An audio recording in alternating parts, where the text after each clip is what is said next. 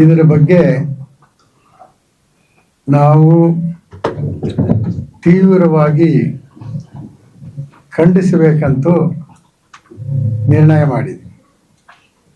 ವಿಶೇಷವಾಗಿ ಈ ಅಸ್ಪೃಶ್ಯತೆ 1800ನೇ ಇಸ್ವಿಯಿಂದ 1818ರವರೆಗೂ ಪೇಶ್ವೆ ಬಾಜಿರಾಯನ ಕಾಲದಲ್ಲಿ ಬಹಳ ವಿಚಿತ್ರವಾದ ರೀತಿಯಲ್ಲಿ ನಡೀತಾ ಇತ್ತು. ಭಾರತ ದೇಶದ ಎಲ್ಲ ಮೂಲೆಗಳಲ್ಲೂ ಕೂಡ ಅಸ್ಪೃಶ್ಯತೆ ಇತ್ತು.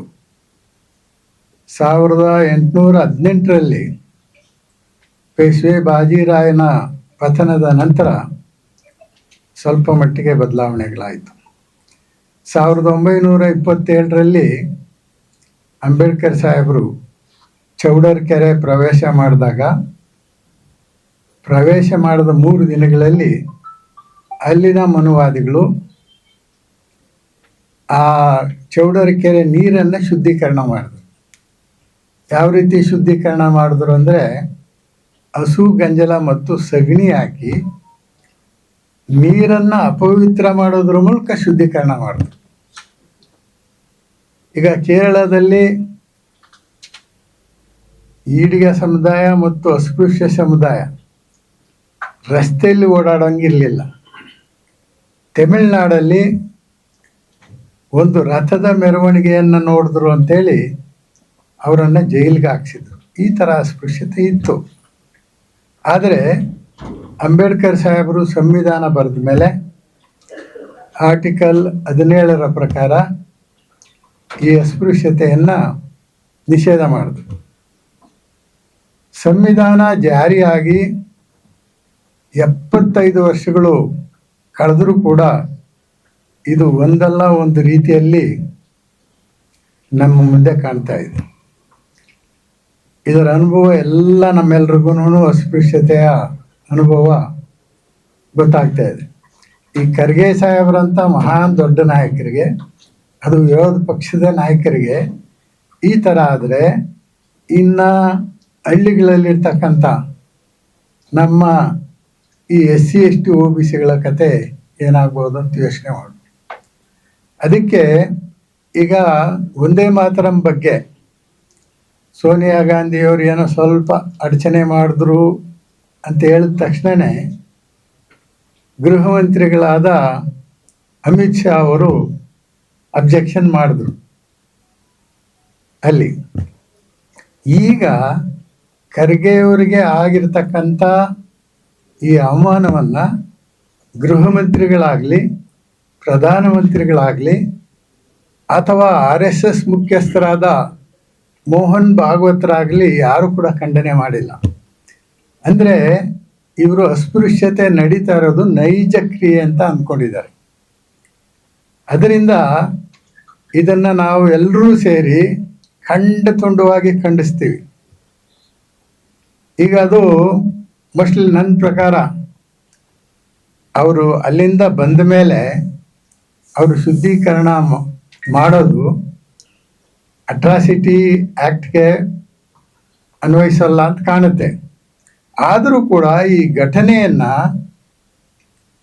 ಆ ಜಾರ್ಖಂಡ್ ಸರ್ಕಾರವಾಗಲಿ, ಕೇಂದ್ರ ಸರ್ಕಾರವಾಗಲಿ, ಯಾರಾದರೂ ಆಗಲಿ ಖಂಡಿಸಿ ಇನ್ನು ಮುಂದೆ ಆಗಬಾರ್ದು ಅನ್ನೋ ಸೂಚನೆಗಳನ್ನು ಕೊಡಬೇಕಾಗಿತ್ತು. ಆದರೆ ಇದುವರೆಗೂ ಯಾರೂ ಕೂಡ ಇನ್ನು ಮುಂದೆ ಇಂಥ ಘಟನೆ ಆಗಬಾರ್ದು ಅಂತ ಸೂಚನೆಯನ್ನು ಕೊಟ್ಟಿಲ್ಲ.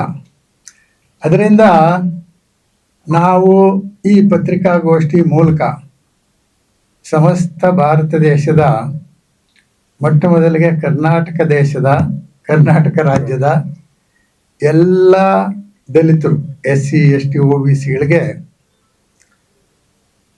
ನಾನು ಈ ಪತ್ರಿಕಾಗೋಷ್ಠಿ ಮೂಲಕ ಒಂದು ಸಂದೇಶವನ್ನು ಕೊಡಬೇಕಂತ ಯೋಚನೆ ಮಾಡಿದ್ದೀನಿ.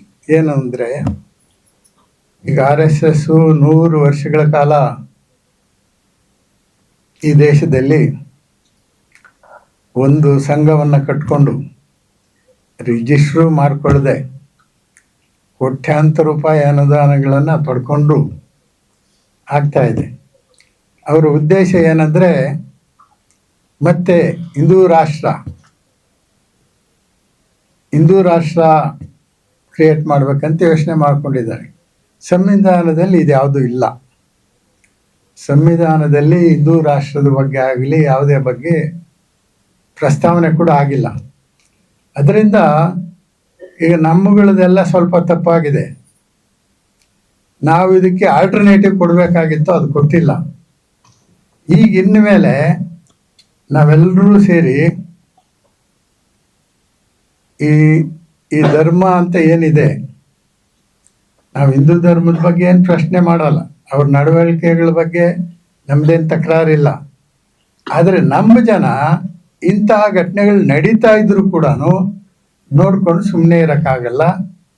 ಅದರಿಂದ ನಾವು ಯಾರ್ಯಾರು ಹಿಂದೂ ಧರ್ಮದಲ್ಲಿ ಈಗಲೂ ಇದ್ದಾರೋ ಇವರೆಲ್ಲರೂ ಕೂಡ ಬೌದ್ಧ ಧರ್ಮದ ಕಡೆ ಹೋಗುವಂಥ ತೀರ್ಮಾನವನ್ನು ಮಾಡಬೇಕು ಅಂತ ನಿಶ್ಚಯ ಮಾಡಿದ್ವಿ. ಏನಮ್ಮ, ಇದನ್ನ ಒಂದು ಆಂದೋಲನವಾಗಿ ಇಡೀ ರಾಜ್ಯದ ಮೋಸ್ಟ್ಲಿ 56,000 ಹಳ್ಳಿಗಳಿದೆ.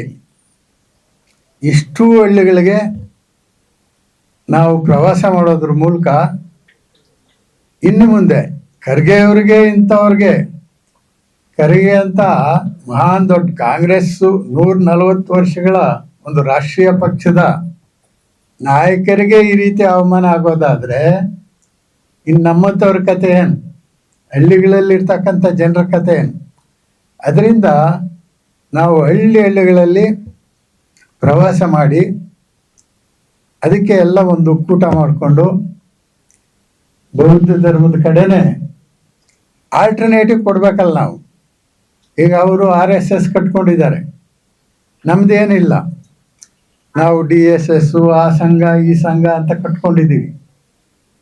ನಾವೆಲ್ಲ ಒಂದಾಗಿ ಒಂದೇ ವೇದಿಕೆಯಲ್ಲಿ ಕೆಲಸ ಮಾಡ್ತಾ ಇನ್ನು ಮುಂದೆ ಎಲ್ಲ ಯಾರ್ಯಾರು ನಮ್ಮ ಜನ ಅವಿದ್ಯಾವಂತರು ಜಾಸ್ತಿ, ಅದರಲ್ಲೂ ಈ ಧರ್ಮದ ಮೂಢನಂಬಿಕೆಗೆ ಬಲಿಯಾಗಿರೋರೇ ಜಾಸ್ತಿ ಆಗಿದ್ದಾರೆ. ಅದರಿಂದ ನಾವು ಈ ಮೂಢನಂಬಿಕೆಯಿಂದ ಈಚೆ ತರಬೇಕು. ಅದಕ್ಕೆ ಒಂದು ಆಂದೋಲನವನ್ನೇ ಇನ್ಮೇಲೆ ಮಾಡ್ಬೇಕಂತಿದ್ದೀವಿ. ಇನ್ಮೇಲೆ ನಾವು ಯಾವುದು ಡಿಮ್ಯಾಂಡ್ಗಳನ್ನು ಕೇಳೋಕೆ ಹೋಗಲ್ಲ. ರಾಜ್ಯ ಸರ್ಕಾರ ಅಥವಾ ಕೇಂದ್ರ ಸರ್ಕಾರದಲ್ಲಿ ನಮಗೆ ಜಮೀನು ಕೊಡಿ, ನಮಗೆ ಕೆಲಸ ಕೊಡಿ, ನಮ್ಗೆ ಗೌರವ ಕೊಡಿ, ನಮ್ಗೆ ಅನ್ನ ಕೊಡಿ, ಬಟ್ಟೆ ಕೊಡಿ ಅನ್ನೋ ಬೆಗ್ಗಿಂಗ್ ಕೆಲಸವನ್ನು ಬಿಟ್ಟು ಇನ್ಮೇಲೆ ನಮಗೇನು ಬೇಡ, ನಮಗೆ ಘನತೆ ಗೌರವ ಬೇಕು. ಘನತೆ ಗೌರವ ಬೇಕಂದ್ರೆ ನಾವು ಬೌದ್ಧ ಧರ್ಮದಲ್ಲಿ ಜಾತಿಗಳನ್ನು ಬಿಟ್ಟು ಬೌದ್ಧರಾದರೆ ನಮ್ಮ ಕಡೆ ಯಾವನು ಬೆರಳು ತೋರ್ಸೋಕ್ಕೆ ಸಾಧ್ಯನೇ ಇಲ್ಲ. ಅದರಿಂದ ಈ ಘಟನೆ ಆದಮೇಲೆ ನಾವು ನೆನ್ನೆ ಎಲ್ಲ ಒಂದು ಚರ್ಚೆ ಮಾಡಿದ್ವಿ. ಎಲ್ಲರೂ ಸೇರಿಕೊಂಡು ಸುಮಾರು 100-150 ಪ್ರಮುಖ ಮುಖಂಡರು ಚರ್ಚೆ ಮಾಡಿದ್ವಿ. ಒಂದು ತೀರ್ಮಾನ ತಗೊಂಡು ಇಂಥ ಮನುವಾದಿಗಳಿಗೆ ಯಾರು ಇವಾಗ ಶುದ್ಧೀಕರಣ ಮಾಡ್ಬೇಕಂತಿದ್ದಾರಲ್ಲ, ಹಂಗಾದರೆ ಇವರು ಎಲ್ಲ ನೆಲವನ್ನು ಶುದ್ಧೀಕರಣ ಮಾಡಲಿ. ಇಡೀ ರಾಜ್ಯದ ಎಲ್ಲ ನೆಲನೂ ಶುದ್ಧೀಕರಣ ಮಾಡಬೇಕು. ಖರ್ಗೆ ಅವ್ರು ನಿಂತಿರೋ ಜಾಗನ ಶುದ್ಧೀಕರಣ ಮಾಡೋದಾದರೆ ನಾವು ನಿಂತಿರೋ ಜಾಗನ ಶುದ್ಧೀಕರಣ ಮಾಡಬೇಕಲ್ಲ. ಈಗ ನಮ್ಮ ಊರುಗಳಲ್ಲಿ ಮೇಲ್ಜಾತಿಗಳವ್ರು ಇದ್ದಾರೆ, ನಮ್ಮ ಪಟ್ಟಣಗಳಲ್ಲಿ ಮೇಲ್ಜಾತಿಗಳವ್ರು ಇದ್ದಾರೆ. ಪಟ್ಟಣಗಳಲ್ಲಿ RSSನವ್ರು ತುಂಬ ಠಿಕಾಣೆ ಹಾಕಿದ್ದಾರೆ. ಹಾಗಾದರೆ ಬೆಂಗಳೂರನ್ನು ಶುದ್ಧೀಕರಣ ಮಾಡಲಿ, ಶೆಡ್ಯೂಲ್ ಕಾಸ್ಟ್ನವ್ರು ನಿಂತಿದ್ದಾರಲ್ಲ. ಹೈದರಾಬಾದನ್ನು ಶುದ್ಧೀಕರಣ ಮಾಡಲಿ, ಡೆಲ್ಲಿಯಲ್ಲಿ ಶುದ್ಧೀಕರಣ ಮಾಡಲಿ, ಎಲ್ಲ ನಗರಗಳನ್ನು ಶುದ್ಧೀಕರಣ ಮಾಡಲಿ. ಅವ್ರು ಗಂಜಲಾನೇ ಹಾಕಲಿ, ಸಗಣಿನೇ ಹಾಕಲಿ.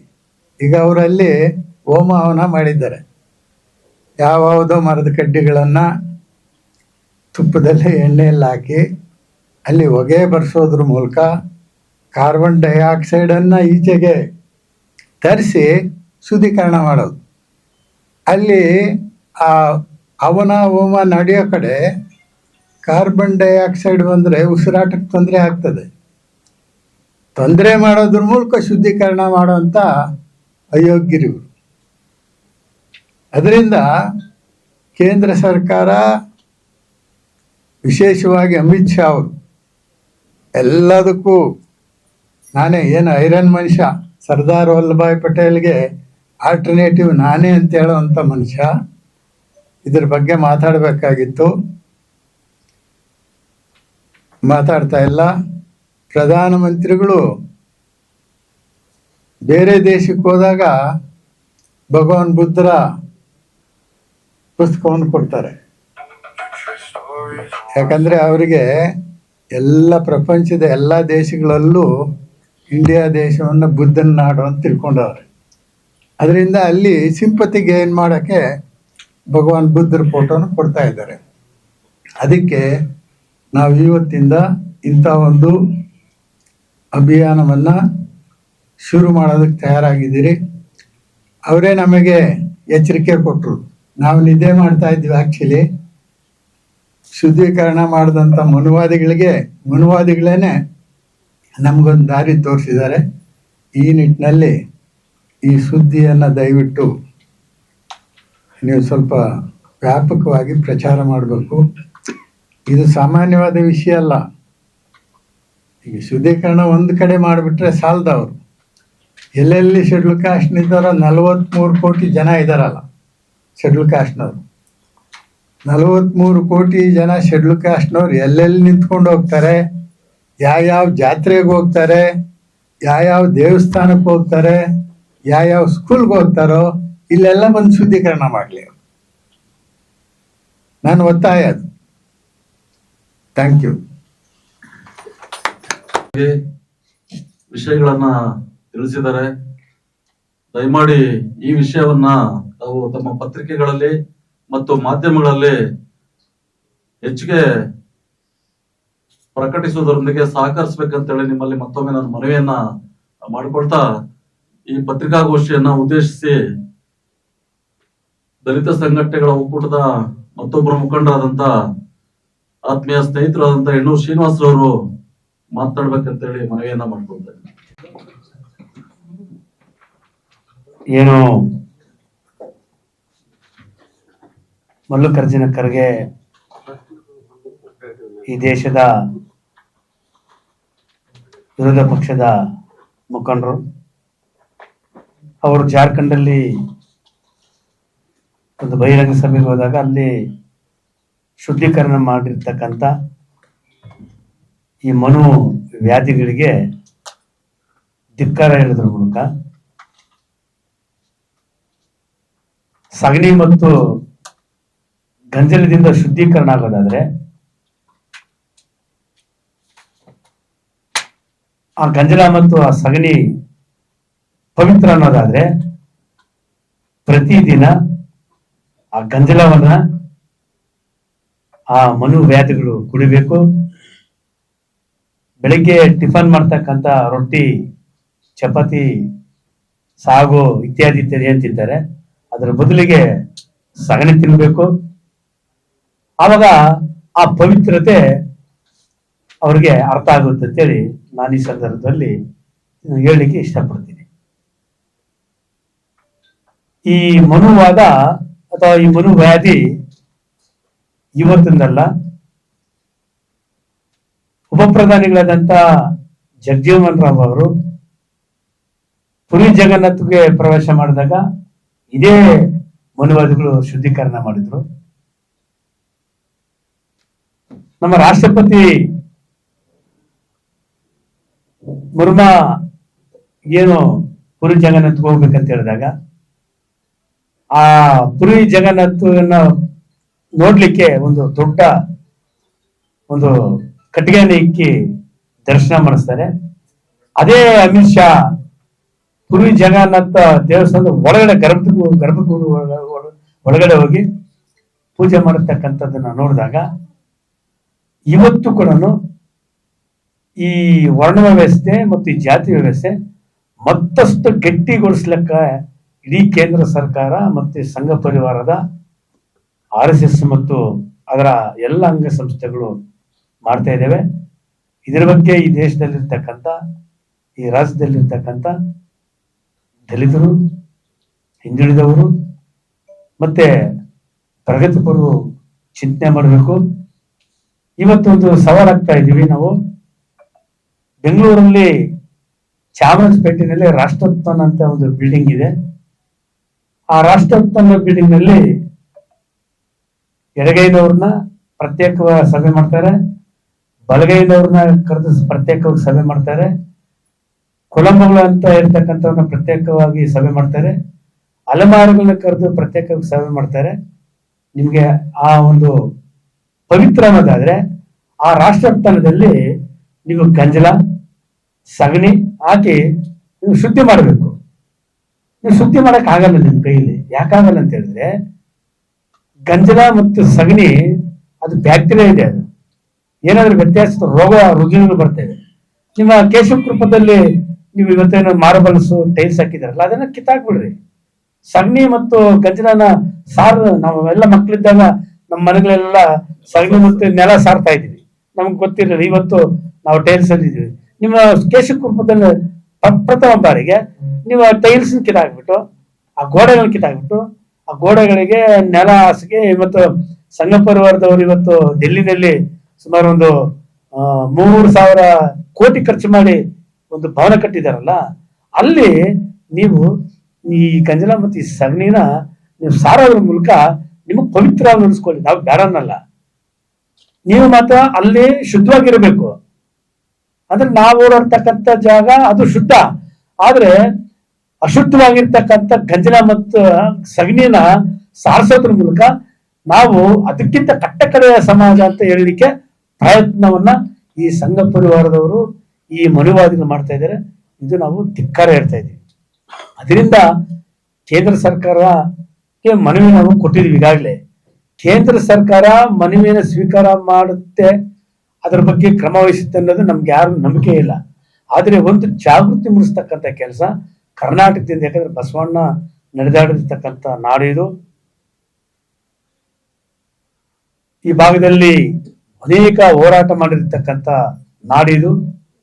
ಇಂಥ ನಾಡಿನ ಮೂಲಕ ಈ ಸಂಘ ಪರಿವಾರದ ಈ ಕೃತ್ಯ ಮಾಡಿದಾರಲ್ಲ, ಇಂಥ ನಾಮರ್ದರಿಗೆ ಉತ್ತರ ಕೊಡ್ತಕ್ಕಂಥ ಕೆಲಸ ಕರ್ನಾಟಕದಲ್ಲಿ ನಾವು ಮಾಡೋದ್ರ ಮೂಲಕ ಏನು ಒಂದು ಮಲ್ಲಿಕಾರ್ಜುನ ಖರ್ಗೆ ಅನ್ನೋರು ವ್ಯಕ್ತಿ ಅಲ್ಲ, ಅದು ಮಲ್ಲಿಕಾರ್ಜುನ ಖರ್ಗೆ ಅನ್ನೋರು ವಿರೋಧ ಪಕ್ಷದ ಅಧ್ಯಕ್ಷರು ಮತ್ತೆ ನಮ್ಮ ಸಮುದಾಯದ ಮುಖಂಡರು. ಮತ್ತೆ ಹುಟ್ಟುತ್ತಾ ಅವರ ಅಸ್ಪೃಶ್ಯ ಜಾತಿನಲ್ಲಿ ಹುಟ್ಟಿರ್ತಕ್ಕಂಥ ಅವ್ರಿಗೆ ಮಾಡಿರ್ತಕ್ಕಂಥ ಅವಮಾನ ಇಡೀ ಅಸ್ಪೃಶ್ಯ ಜಾತಿಗೆ ಮಾಡಿರ್ತಕ್ಕಂಥ ಅವಮಾನ, ಇದನ್ನು ನಾವು ಖಂಡಿಸ್ತೀವಿ.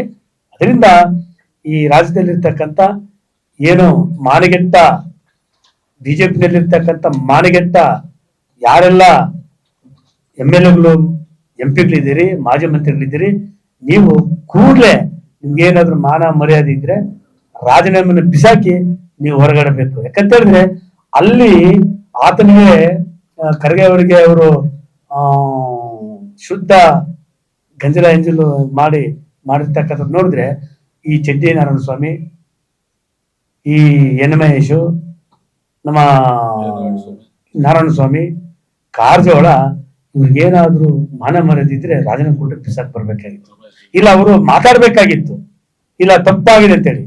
ಇವತ್ತು ತುಟುಕ್ ಬಿಟ್ಟಿಕ್ಕಂತ ಬಿಸ್ತಾ ಇಲ್ಲ ಯಾರು, ನಮ್ಮ ಚೆಡ್ಡಿ ನಾರಾಯಣ ಸ್ವಾಮಿ ಮತ್ತೆ ನಮ್ಮ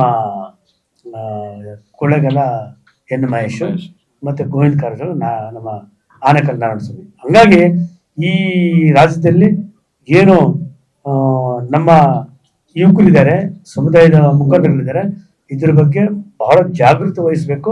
ಜಾಗೃತಿ ವಹಿಸೋದ್ರ ಮೂಲಕ ಈ ಒಂದು ಕೃತ್ಯವನ್ನ ನಾವು ತೀವ್ರವಾಗಿ ಖಂಡಿಸೋದ್ರ ಮೂಲಕ ನಾವು ಏನು ಮೂಲ ಧರ್ಮ ಇದೆ ಅಥವಾ ನಮ್ಮ ಮೂಲ ಒಂದು ಪದ್ಧತಿ ಇದೆ, ಆ ಕಡೆ ಬಾಬಾ ಸಾಹೇಬ್ರಿಗಾಗಲೇ ನಮ್ಗೆ ಹೇಳಿದ್ದಾರೆ ಯಾವ ಕಡೆ ನಾವು ಹೋಗ್ಬೇಕಂತೇಳಿ. ಆ ನಿಟ್ಟಿನಲ್ಲಿ ನಮ್ಮ ಮೂಲ ಧರ್ಮದ ಕಡೆ ನಾವು ಹೋಗೋದ್ರ ಮೂಲಕ ಅಸ್ಪೃಶ್ಯರನ್ನಾಗಿ ಮಾಡಿರ್ತಕ್ಕಂಥ ಈ ಸನಾತನ ಧರ್ಮ, ಈ ಹಿಂದೂ ಧರ್ಮ, ಈ ಮನು ಧರ್ಮವನ್ನ ತಿರಸ್ಕಾರ ಮಾಡೋದ್ರ ಮೂಲಕ ನಾವು ಏನು ಬಾಬಾ ಸಾಹೇಬರು ಮತ್ತೆ ಭಗವಾನ್ ಬುದ್ಧ ಮತ್ತು ಮಾನ್ಯವರ ಕಾನ್ಶಮ್ ಅವರು ಮತ್ತೆ ಕೃಷ್ಣಪ್ಪನವರು ಏನು ನಮ್ಗೆ ಹೇಳಿದ್ರು, ಆ ನಿಟ್ಟಿನಲ್ಲಿ ನಾವೆಲ್ಲ ಸಾಗೋಣ ಅಂತ ಈ ಒಂದು ಪತ್ರಿಕಾಗೋಷ್ಠಿನಲ್ಲಿ ನಾನು ಇಡೀ ರಾಜ್ಯದ ಸಮಸ್ತ ನಮ್ಮ ಪರಿಶಿಷ್ಟ ಜಾತಿ, ಪರಿಶಿಷ್ಟ ವರ್ಗ ಮತ್ತು ಹಿಂದುಳಿದ ಮತ್ತು ನಮ್ಮ ಪ್ರಗತಿಪರರಿಗೆ ನಾನು ಕರೆ ಕೊಡೋದ್ರ ಮೂಲಕ ಈ ಪತ್ರಿಕಾಗೋಷ್ಠಿಯನ್ನ ಮಾತನ್ನು ಇಲ್ಲಿಗೆ ಮುಗಿಸ್ತೀನಿ ನಾನು. ಸ್ನೇಹಿತರೆ,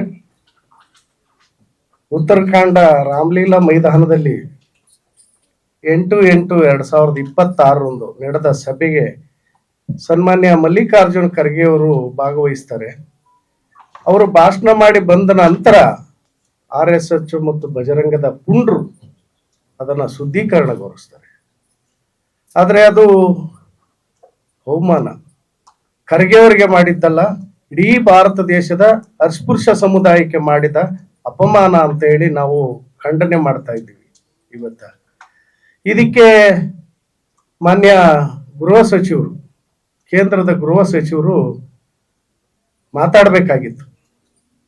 ಅವ್ರು ಏನೂ ಮಾತಾಡಿಲ್ಲ. ಅಂದ್ರೆ ಇವರ ಉದ್ದೇಶ ಏನು ಅಂದ್ರೆ, ನಾವು RSS ನಿಂದ ಬಂದವರು, 11 ವರ್ಷ ಕೇಂದ್ರ ಸರ್ಕಾರದವನ್ನ ಹಿಡ್ಕೊಂಡಿದ್ದೀವಿ, ಅಸ್ಪೃಶ್ಯರು, ಈ ದೇಶದ ಅಸ್ಪೃಶ್ಯರು ನಮ್ಮನ್ನು ಏನ್ ಮಾಡಬಲ್ಲರು ಅನ್ನೋ ಒಂದು ತಲೆ ಒಳಗಡೆ ಅವರಲ್ಲಿ ತುಂಬಿಟ್ಟಿದೆ.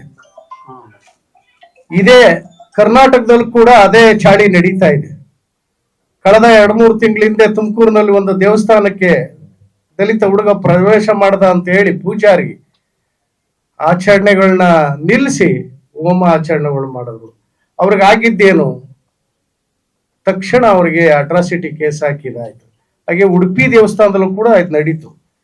ಕಳೆದ 10 ವರ್ಷದಿಂದ ಈಚೆಗೆ RSS ಬಜರಂಗ ದಳ BJP ಅವರನ್ನ ವಶಪಡಿಸ್ಕೊಂಡು, ಆಮೇಲೆ BJPಯ ನಮ್ಮ ವಿರೋಧ ಪಕ್ಷದ ನಾಯಕರಾಗಿರ್ಬೋದು ಮತ್ತು ಇನ್ಯಾರೇ ಆಗಿರ್ಬೋದು, ವಿಧಾನಸೌಧದಲ್ಲೂ ಕೂಡ ನಾವು RSS ಇಂದ ಬಂದವರೇ ಅಂತ ಹೇಳಿ ಮಾತನಾಡಕ್ ಹೊರಟಿದ್ದಾರೆ.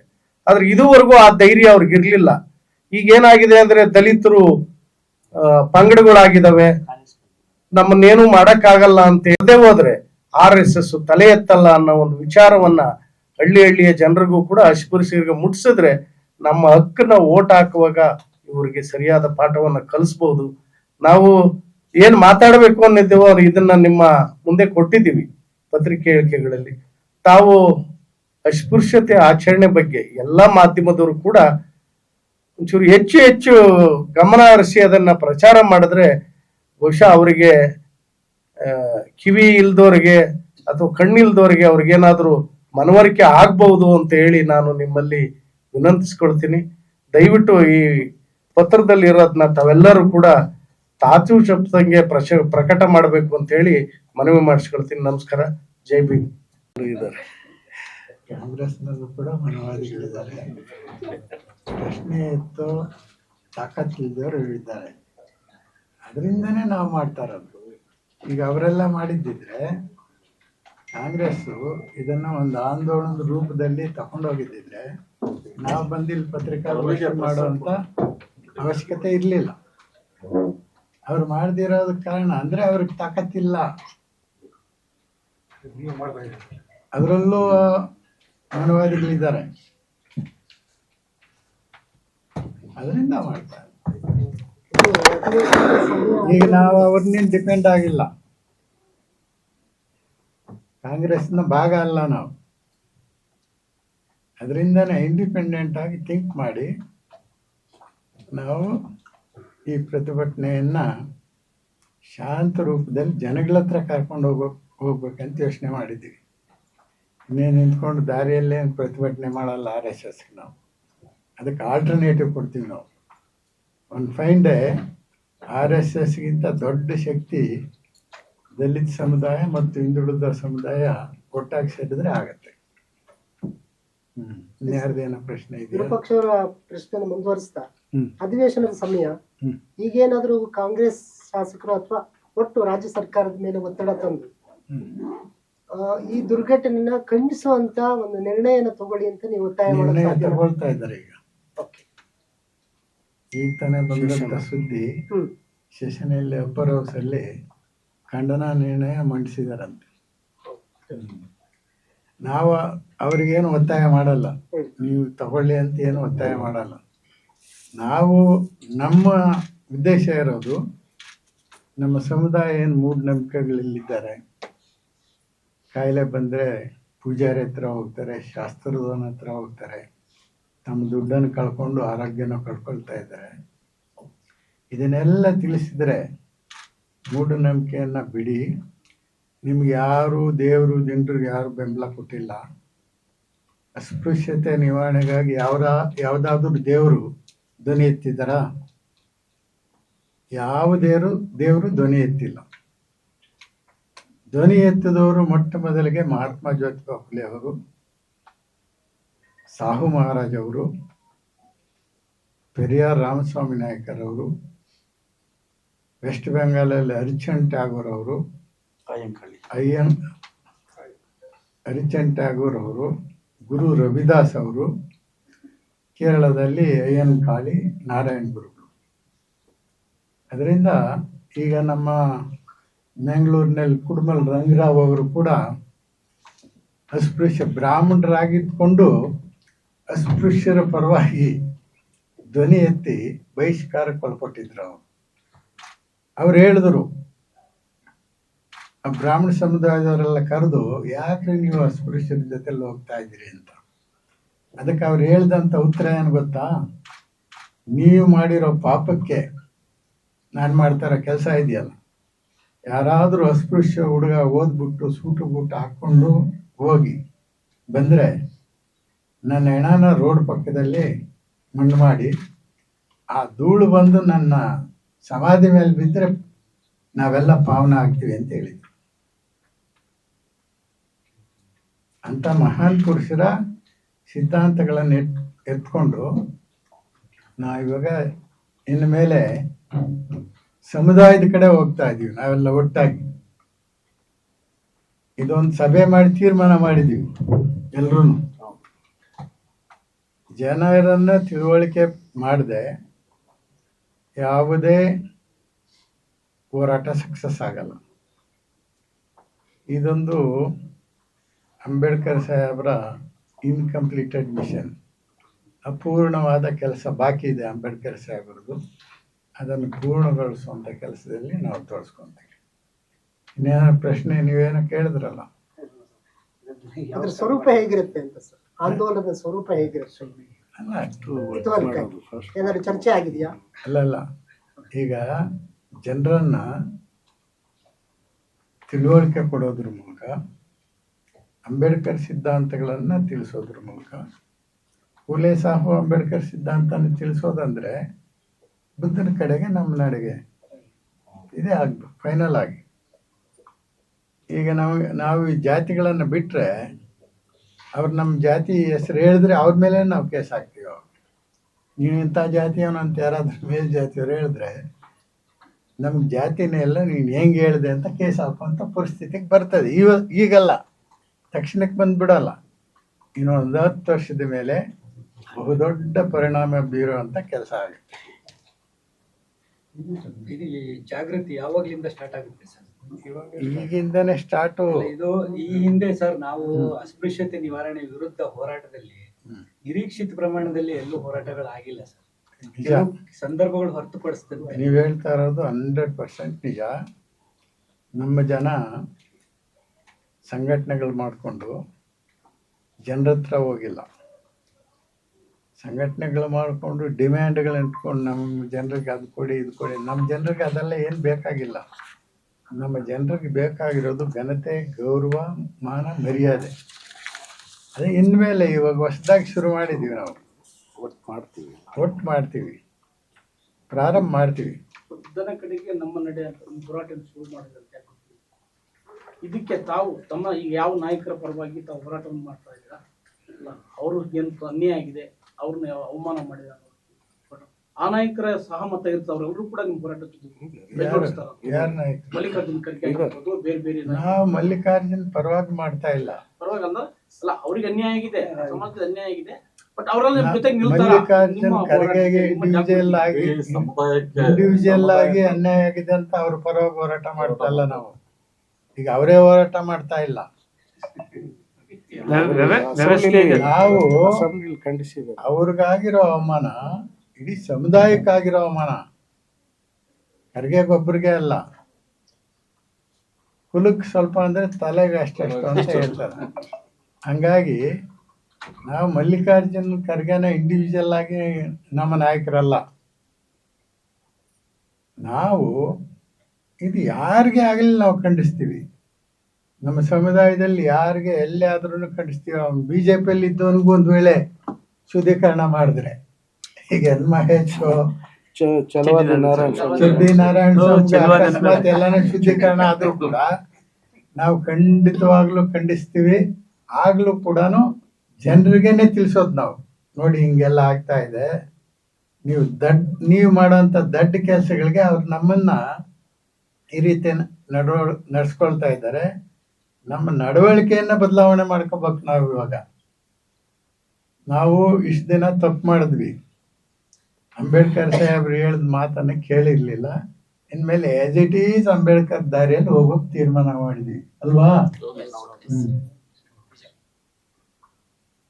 ಇನ್ನೇನಾದ್ರು ಪ್ರಶ್ನೆ ಇದೆಯಾ ಶಿವರಾಮ್? ನನ್ಗೆ ತೀರಾ ತಡ ಆಯ್ತಾ ಅಂತ, ಯಾಕೆಂದ್ರೆ ಸಂಘಟನೆಗಳು ಈ ತರದ ಇಶ್ಯೂಗಳನ್ನ ತಗೊಳ್ಳುವಾಗ ಲೇಟ್ ಮಾಡ್ತಿರ್ಲಿಲ್ಲ, ತಕ್ಷಣನೇ ಕಾರ್ಯರೂಪಕ್ಕೆ ಇಳಿತಾ ಇದ್ವು. ಖಂಡನೆ ಮಾಡೋದು, ಪ್ರೆಸ್ ಮೀಟ್ ಮಾಡೋದು, ಈ ತರದ್ದೇನೋ ಒಂದು ಆಗ್ಬೇಕಿತ್ತು. ಈಗ ತೀರಾ ತಡ ಆಯ್ತಾ, 11 ದಿವಸ ಆದ್ಮೇಲೆ ಅದು ತಮ್ಮಂತ ಹಿರಿಯರ ನಾಯಕತ್ವದಲ್ಲಿ ತೀರಾ ತಡ ಆಯ್ತಾ ಅಂತ. ಅಲ್ಲ, ನಮ್ಮ ಜೀನ್ಸ್ ಅಲ್ಲೇನೆ ಈ ಗುಲಾಮಗಿರಿ ಇದೆ. ನಿದ್ದೆ ಮಾಡುವಂತ ಜನ ನಾವು, ಎಚ್ಚೆತ್ಕೊಂಡಂತ ಜನ ಅಲ್ಲ. ಅದರಿಂದ ಪದ ಬಳಸಿಲ್ಲ, ಬಟ್ ಹೋಗ್ಬೇಡ್ರಿ ಅಯೋಗ್ಯ ಅಂತ ಹೇಳ್ತಾ ಇದ್ವಿ. ಈಗಲ್ಲ, ಕಳೆದ 15 ವರ್ಷದಿಂದ ಹೇಳ್ತಾ ಇದ್ವಿ. ಒಳ ಮೀಸಲಾತಿ ವಿಚಾರದಲ್ಲಿ ಹೊರಗಡೆ ಯಾವತ್ತು ಎಡಬಲ ಬರಲೇ ಇಲ್ಲ. ಯಾವಾಗ ಎಡಬಲ ಬಂತು ಅಂದ್ರೆ ಕೇಶಕೃಪದಿಂದ ಕೈ ಹಾಕಿದ್ರು ವಾದಿರಾಜ್ ಮೂಲಕ, ಆವಾಗ ಎಡಬಲ ಅಂತ ಬಂತು.